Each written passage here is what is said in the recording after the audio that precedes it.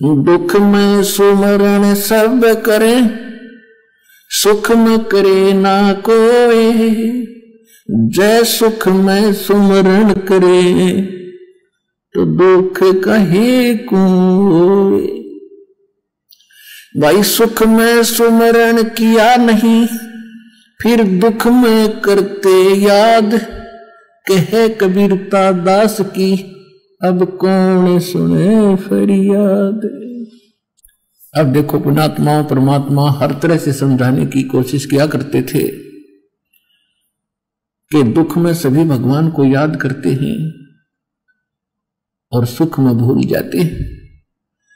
और फिर संकेत करते हैं यदि आप सुख में ही भगवान की भक्ति कर रहे होगे तो दुख होगा ही नहीं। और फिर संकेत करते हैं कि यदि आप सुख में याद किया नहीं, फिर दुख में करते याद। फिर कहे कबीरता दास की, फिर कौन सुने फरियाद। अब जो भक्त यहां दुखी होकर आए हैं वो चिंतित ना हो कि हमने तो अभी दुख में ही याद किया है भगवान को, हमारी फरियाद कैसे लगेगी।